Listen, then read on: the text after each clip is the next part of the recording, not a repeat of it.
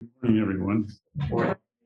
It's a fine, cool morning, and with the prospect of some sunshine later this afternoon, and also with the prospect of this wonderful ceremony that we're going to enact today, lay ordination, giving and receiving the precepts,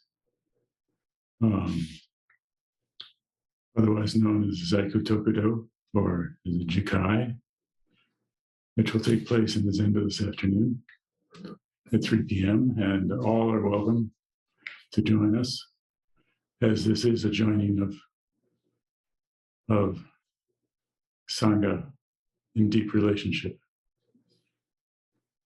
And unfortunately, in-person participation or in-person attendance will be limited to the ordinees and their special guests. But everyone else is welcome to join on Zoom, and we look forward to seeing all of you.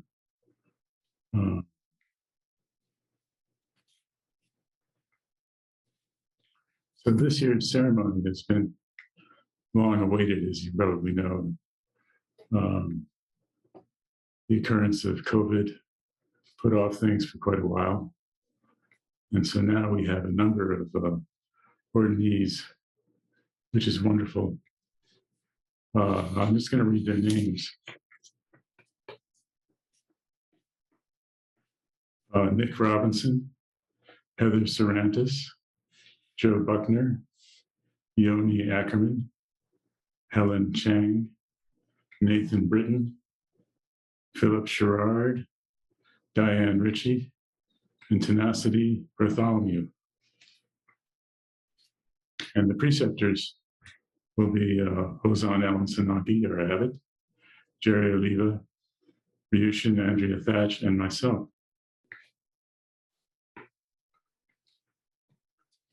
So, what is happening here?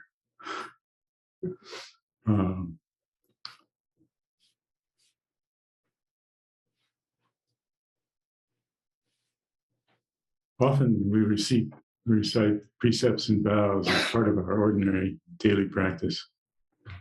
This is a little different. This is about recognizing and celebrating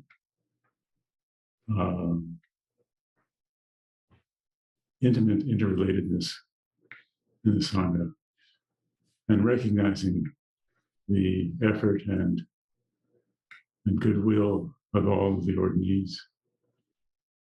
They've done a lot of work, study, sewing a raksu, which I'll get into later, and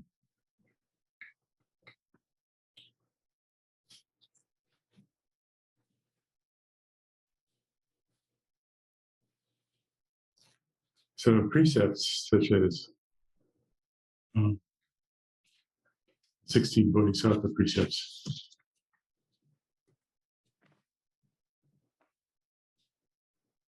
are sort of about how we conduct our relationships with self and others.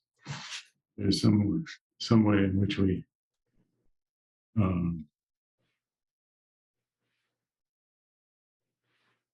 relate to ourselves. How do we want to act, speak, move about, make choices in our lives? And then also, how do we relate to other people's activities? How is it, how are we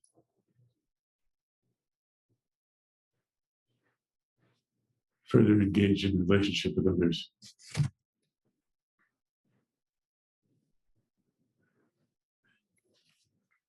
One important point about the ceremony is that this is the giving of precepts, the formal giving of precepts, in such a way as that they are completely given and cannot be returned, cannot be given back.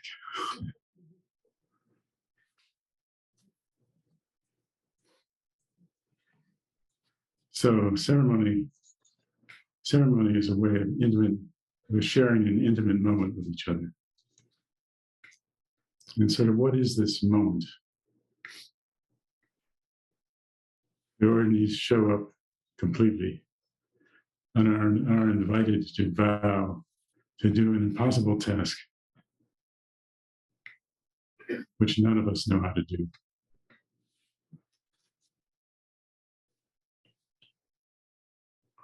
We come together to recognize each other in our commitment and love of the practice of not knowing, which is most intimate.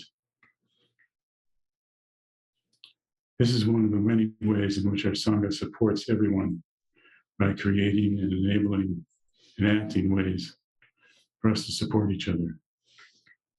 And how do we support each other in the ceremony?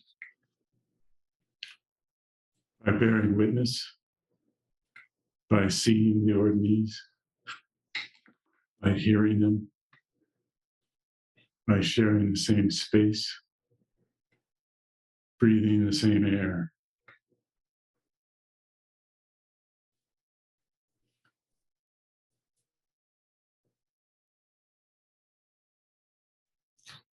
The ceremony begins with an invocation, inviting all of the Buddhas of the past, present, and future to join us in this space, followed by an avowal by the ordinaries of their past unwholesome karma. This is an acceptance of mistakes and otherwise unwise actions or choices. In some sense, it's about clearing the air for the purposes of giving and receiving precepts.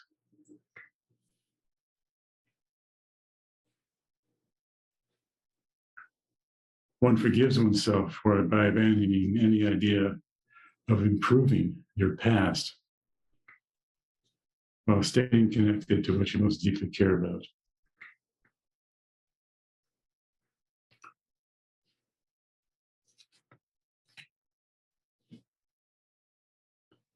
Next, there's a ritual purification performed by the abbot of the space and all of the participants and guests, and by extension, the whole of the present moment, whatever it is included, including all of you folks on Zoom. You're all as part of the same space, and you're helping create the ceremony.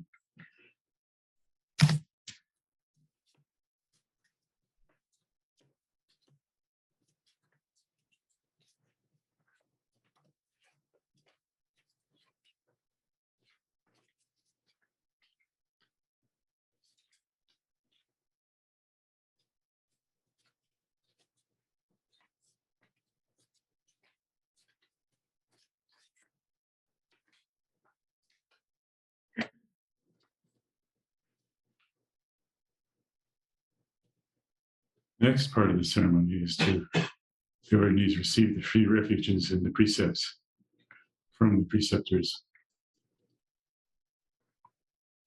This is a little different from the usual recitations we have in other ceremonial settings.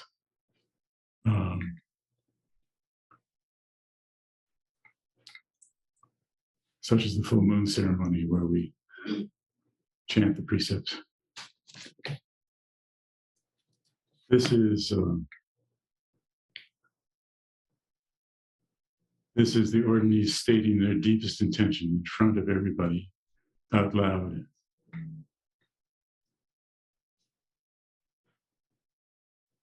It's an enactment of a shift in relationship on several levels between practitioner and precepts,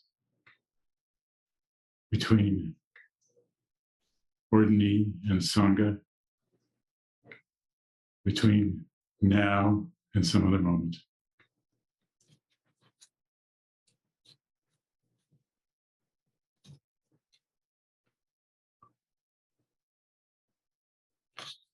As part of the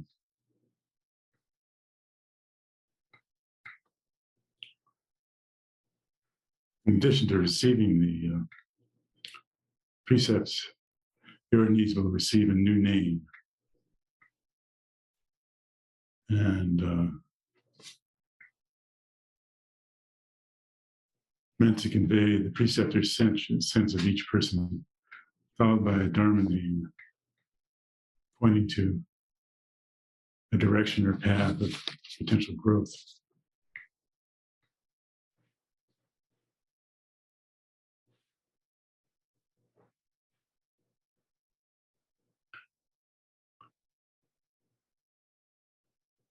They'll also receive a raksu like this garment here.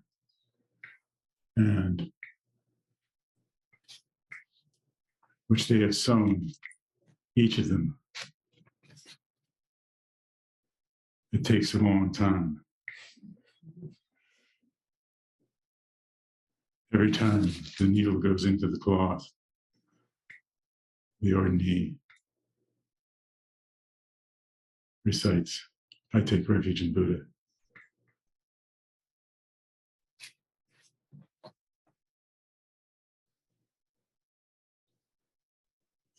Plunging in wholeheartedly.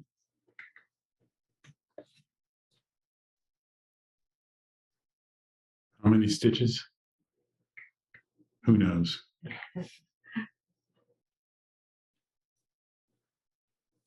One of the things that is encountered by doing this practice of sewing is that it's very precise. And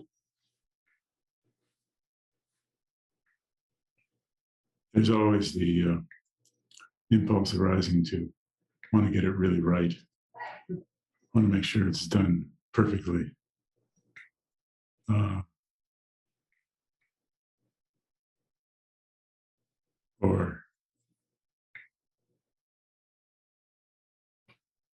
But there's no real correcting of stitches.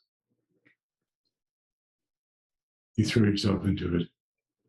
You do the best you can. And accept that as in life itself.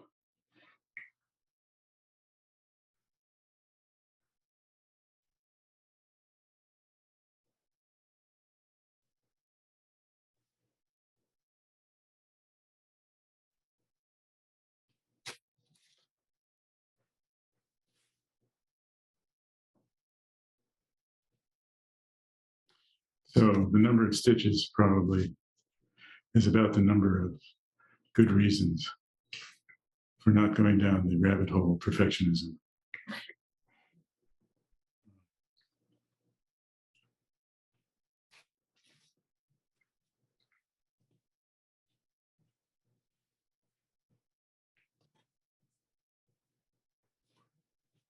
So,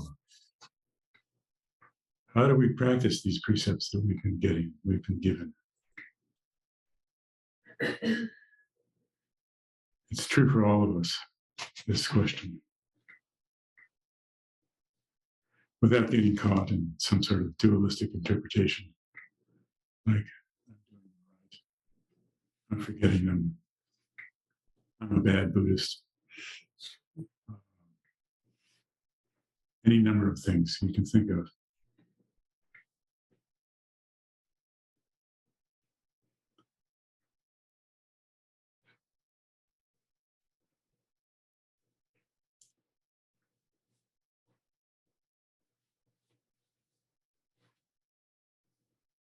So without trying to build up your self-image or cut yourself down or falling into self-evaluation, we simply take on this practice. We simply resolve to do this practice.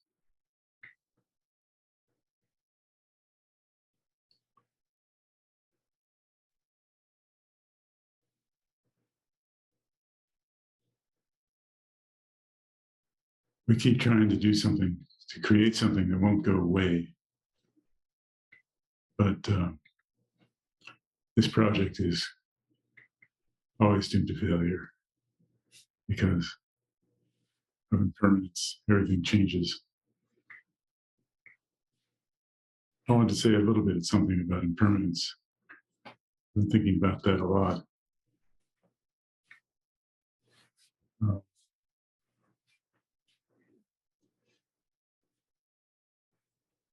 Our experience,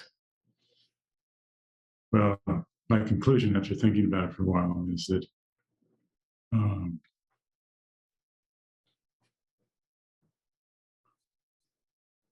impermanence, our experience of impermanence is how we know that we are alive. And there's really nothing other than impermanence. It's just, you can't get outside of it.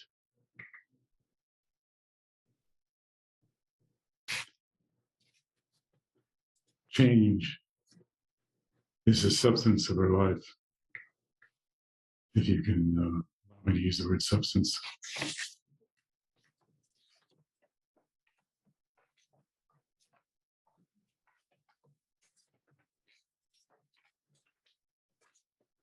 So it's not as though there's no point to practice. Our teacher, Suzuki Roshi, used to say, I'm told, we are already enlightened, but we can use some improvement. So to hold the improvement side, the effort side, lightly.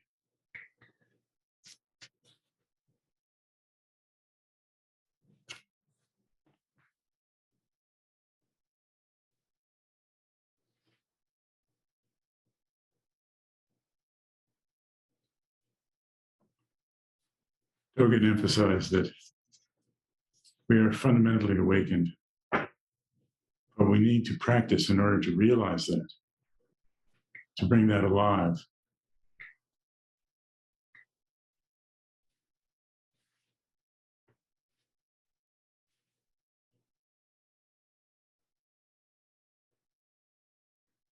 So just do your best to live for the benefit of all beings and leave the rest to Buddha. Just to do this precepts practice is to examine your actions in the light of your aspirations and learn from your experience how you want to meet the next moment.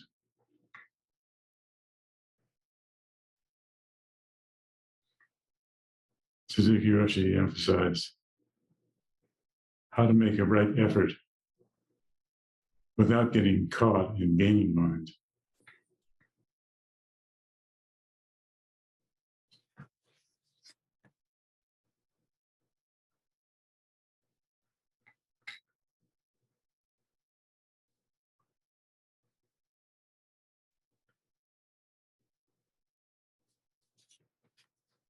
So it gets down to this point of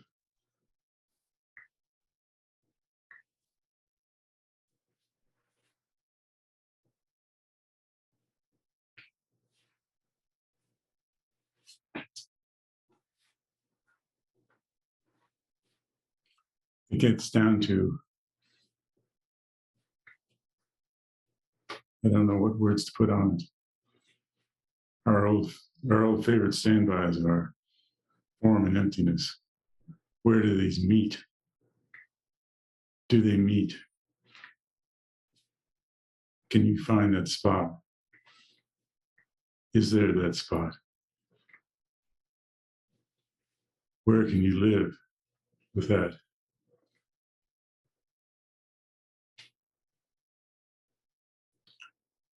There's an old Zen story that I want to recite, which I like a lot. It's case 21 from the Shoyu Roku. It's entitled, Yun Yan Sweeps the Ground. And it's very simple. Sort of on the surface. One day, Yun Yan was sweeping the ground, which is something we all do. They they say that the word ground references the mind. But in any case, Yin Yang was sweeping the ground. He could have been washing the dishes, doing the laundry,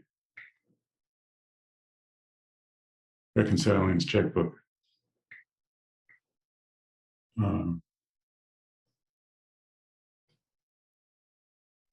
involved in 100 different activities that we all do constantly every day.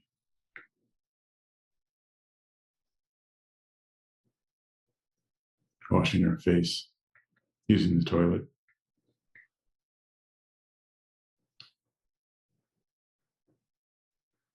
The other character in the story is Dao Wu. Dao Wu and Yun Yan were Dharma brothers who knew each other intimately for many years. Yun Yan transmitted Dharma to Dongshan, the founder of a subtle school in China. But in any case, Dao Wu was present. And Dao Wu said, "Too busy. Too busy. Isn't that the truth? How can you escape it? Maybe you can't." But Yun Yan said, "Too busy." I mean, Dao Wu said, "Too busy," but maybe Dao Wu was being too busy observing his friend.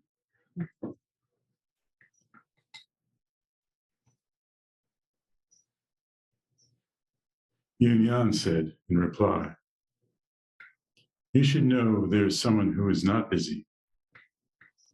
Whoa, who's that?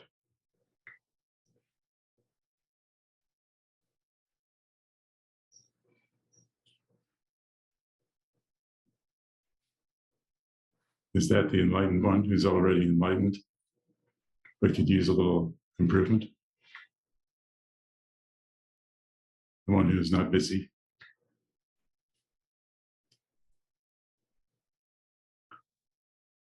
And Yun Yan pushes back, and Dao Wu says, "In that case, there must be a second moon, meaning there must be a second perfect reality out there."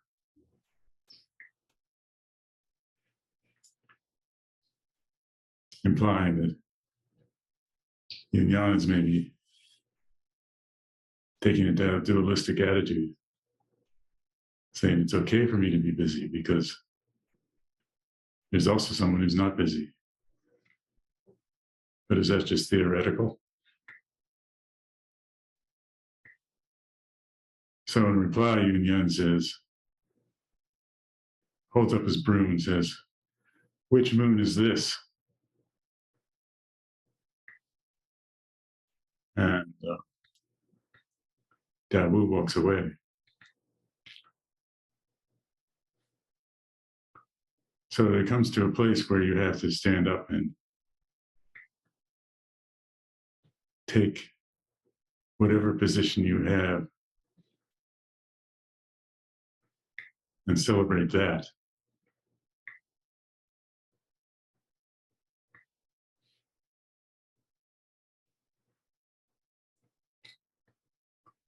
If there is a unity of busy and one who is not busy, but it has to be enacted,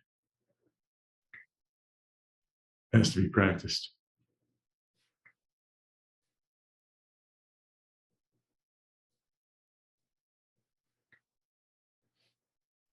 So in encountering the precepts and trying to figure out, how can I possibly practice this precept? You have to find that spot.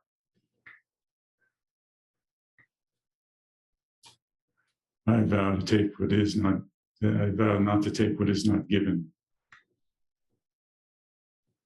How many ways do we take without recognizing whether or not something is given or not? How can we use this lens to examine our behavior in a way in which benefits everyone, clears the way for the appearance of one who is not busy.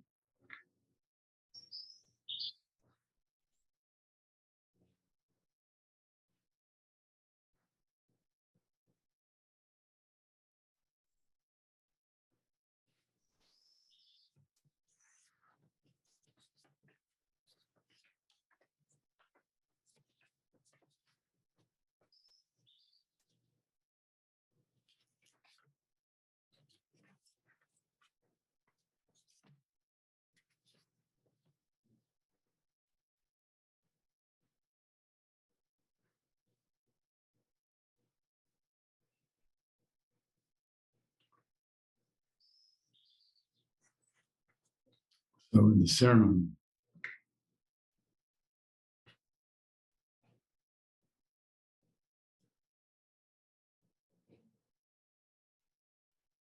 we make space for the person who is not busy. We make space for the ordaintees to show up completely and to be given completely, to be given the precepts completely. And we celebrate the Buddhist teaching, the Buddhist precepts, as a way of helping ourselves and others wake up to what we do.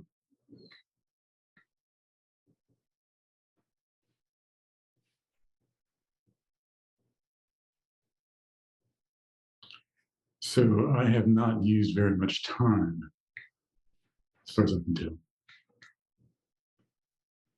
But there may be questions about the ceremony or anything else I've said, which I would make space for now. And if anyone else on Zoom land has a question, Mary Beth is the tech host, and she'll let me know if anyone has a question or wants to say anything. And I would invite Hozan to say anything he wishes to say at this point. Thank you. I think that what leaps out to me from something you said is a point that I have often made and that I feel, which is in this ceremony, the precepts are transmitted to us in a thoroughgoing way, and there's something powerful about the fact that, as you said, we can't give them back. Yeah. You know, there's some internal shift, an essential shift within us, receiving these precepts directly, that it changes the weight of our thoughts, words, and actions. Mm-hmm. Having received them, even though we can't keep these precepts, which is another point I would make, that we can't do them perfectly. Just like you can't sew the rakusu according to some abstract perfect ability, neither can we keep the precepts that way, and yet something internally is really shifted. Yes. And I think that people who have received the precepts sense that, even if we can't always articulate. Thank you for unpacking that.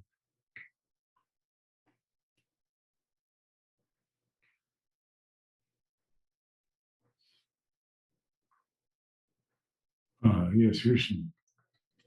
Thank you for a really beautiful and deep talk, Peter. Can you hear me? Yes, I can. Thank you. There's something else in your talk that really caught me, or really connected for me, which was this place where form and emptiness meet. And I'm thinking about how you live in a body. We all do, but I'm thinking about your experience. You live in a body that's always really changing Mhm. moment to moment. You have to live in that body and Yes. act in that body like you did in this talk today. Could you say more about that place where those two meet and how you live there? Well, Should see if people hear that online. No. can you hear Hear that in that? the room. No. Could people not hear that? No, So So nobody could hear it? no. should I do it again or would you like, or do you want to? I'll try and then you can correct me. Never. So Ryushin asked,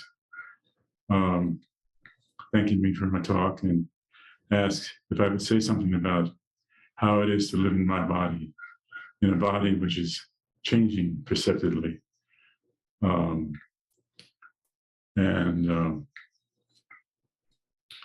We all know that our bodies are changing. Some of us have a more direct experience of that on a daily basis than others. And some of us, including myself,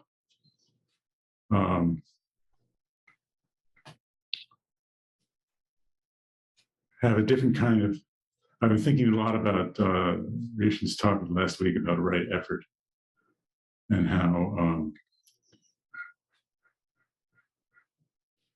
making an effort to show up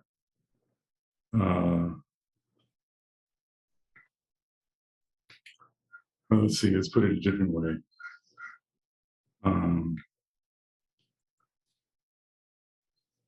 I'm needing to make a different kind of effort, a different quality of effort that has to do with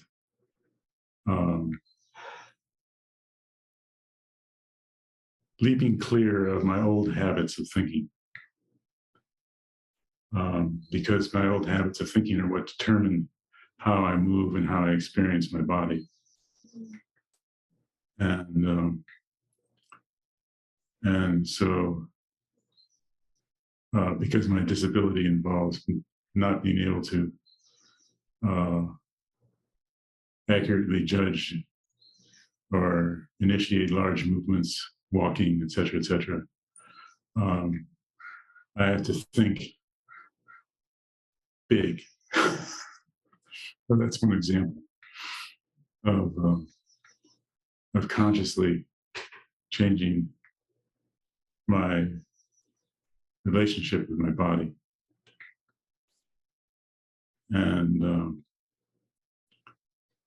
that works pretty well, except when it doesn't. But it's an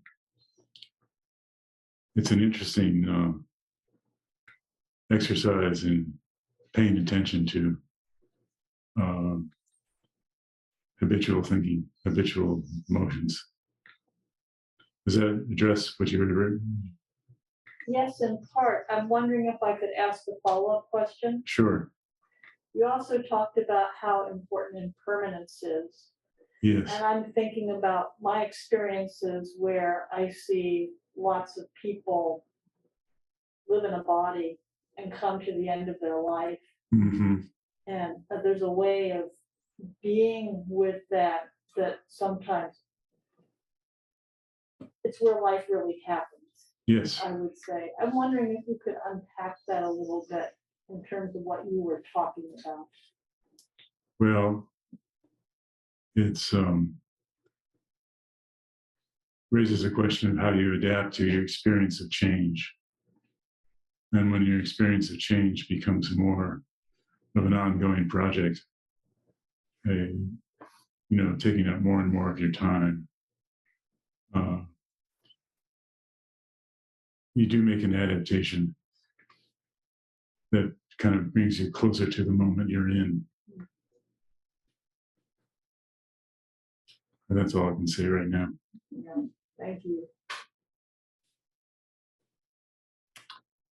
Jerry. Thank you for your wisdom.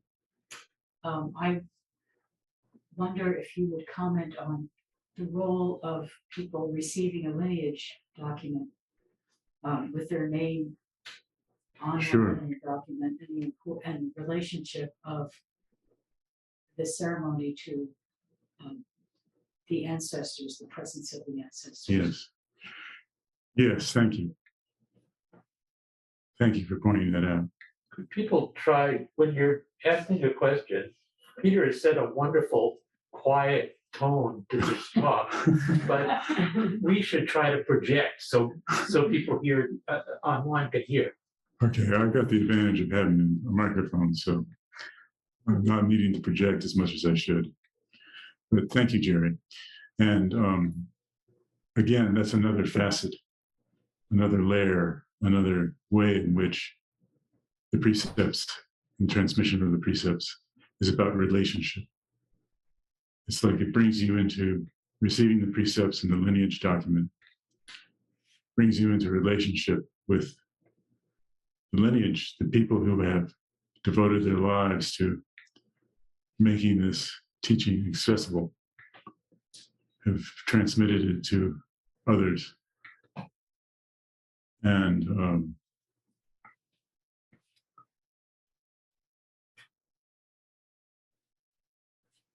it's important to, when we say live for the benefit of all beings, that includes those beings as well in our lineage. And without the transmission of that teaching, where would we be now? So it's tremendously important to acknowledge and to share in that relationship and to give back, in a sense, to those who have given to us through their devotion. Does that address Yes, what you brought up? Thank you. just one, but also I think the Okay. role, I'm sorry. The fact that we are now in that lineage. Yes, When we receive the paper with our name on it. yes, we that's are true. in that lineage. Thanks for mentioning that Yorini's name appears on that lineage paper at the end, which is also the beginning. There's a line which connects all the written names on the lineage paper in red, called the bloodline. And from the ordinee, it goes back to Buddha.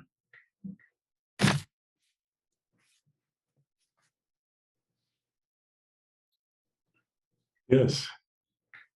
Hi, Peter. Thank you so much. Hi, Sue. Beautiful, clear talk. And the question I have about Jukai is that, it's for the ordinees. And they are getting their rakusus, taking the precepts. There are people sitting around in the room, some of whom have rakusus and have done Jukai, some of whom do not. And could you say something about the way in which we don't want this to be a sort of ceremony that makes a division between those who've done it and those who haven't, but rather, how is it that the people who are receiving the precepts are doing it for everybody, and we're all doing it together, whether we have done it before or not? So somehow I always like to experience the way in which it's a gift to everyone, and no one needs to feel left out. Can you say something more? Yes, thank you. Again, it's about relationship. It's about the joy of living for the benefit of all beings. It's about the gratitude I feel towards the ordinees for having made this effort for everyone. And knowing that in this particular circumstance, I feel gratitude for the fact that this effort is being made and that people are showing up to share in the event, whether or not they are participating as ordinees. They are participating as Sangha members. It's a Sangha event. And I don't know if that addresses the thing you were bringing up, but it's That's a, helpful, thank you.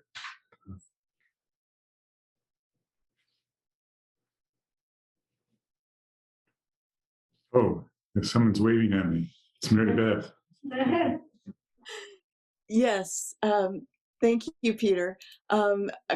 Just a couple of things. First, Kabir put in the message, he estimates 1,500 stitches. That's a lot of rabbit holes you can avoid. Yes. And then secondly, I just want to thank you because you just reminded me so much of the great joy I had when I went through Jukai.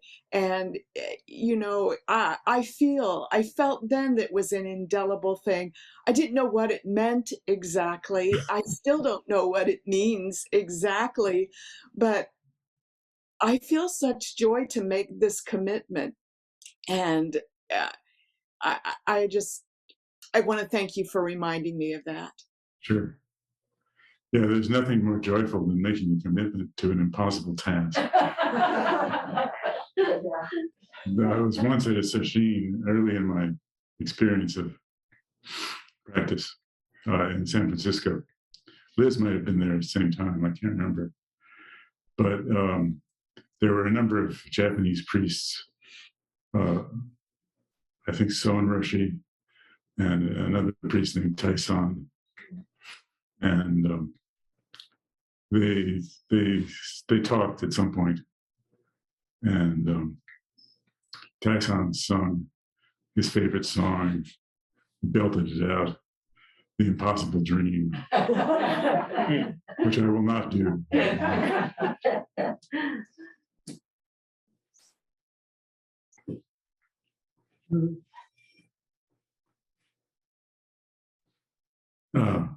Dean. Thank you, Peter. I was just talking before I got here today to someone about she's talking about she started a meditation class with someone. And I talked to her and I said, well, one of the really important things is you make a commitment to it. Even if you can't do it, you make a commitment, and out of that commitment and that sort of persistent failure to meet that commitment, we learn something. I said, I don't exactly know why or how. And in listening to you, I realized that's exactly what we're doing with the precepts. We're making a commitment to something that's pretty impossible to get right. So I'm curious, can you talk a little bit about why it is making a commitment to something that, because we're human, we likely cannot get exactly perfect? What is it about that commitment, making it, that is so enriching to our lives, especially in this practice? It changes your relationship to the thing you're doing. It changes it utterly. It makes it worthwhile. I mean, I don't know, that's a funny way to say it. But it shifts something in you. So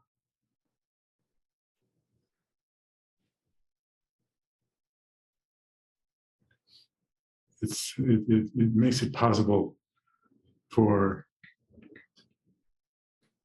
it not to matter so much what you think is going on, what your judgment about how you're doing is.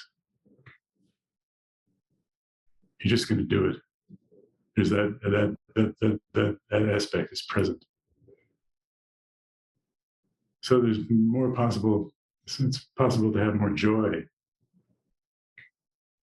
in it, in the activity, or whatever that might be,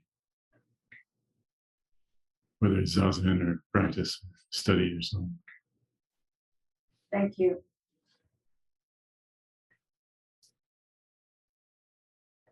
How are we doing on time, somebody?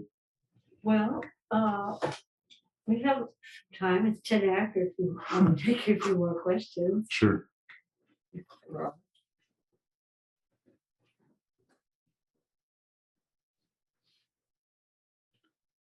Yes, Hannah. You talked about thinking big. Can you talk more about that? Oh, that's I think just I a, need a lesson in thinking big. oh no, I'm not so sure you do. But anyway, what I'm talking about is something rather literal, having to do with bodily motions. My neurologist said, you should go and do exercises that involve large limb movements. So I took up swimming again.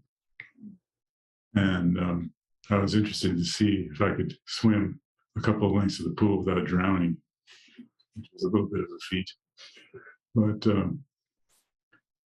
because I used to swim regularly and it used to be sort of a great sort of exercise event. But now it's like I've got to do the stroke completely, or I can't even stay in the water. I mean, it's not good. Or I have to step forward in a normal size, in a normal gait, or else I start to go into stutter, trip, and fall on my face, which I haven't done. But anyway, it's that kind of disability where you have to overcompensate. It seems like it's actually a different kind of thing. It's actually it's like taking charge in a new way.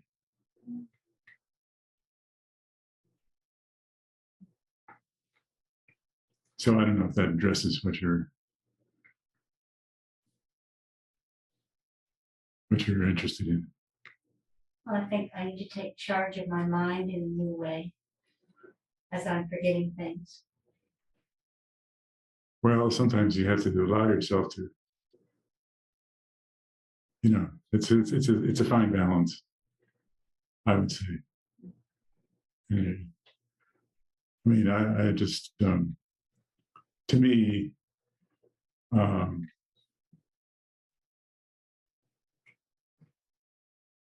there's a kind of effort required again to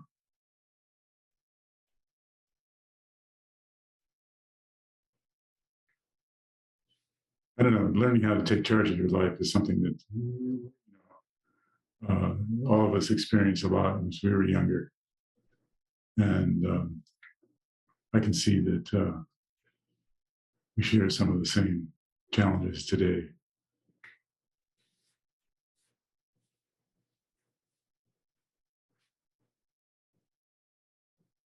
Ross. Thank you, Peter. I was taken by the word shift around the precepts, when the students take precepts. And when I came to practice, it was all about my self-centeredness and my dissatisfaction. And then when I was ordained, I didn't know it then, but hearing it today goes back all those years, that I can now feel there's a shift in relationship, not so much to myself, but to others that was not there before. Mm-hmm. And so this transformation of relationship between self and other took decades and decades, and hearing it today is a wake up to what Sojin was trying to tell me all those years. So thank you for carrying the lineage and transmitting it today, and birthing more baby Buddhas in a few hours. Thank you. Thank you. I see now the striker is up, so let's do it. Okay.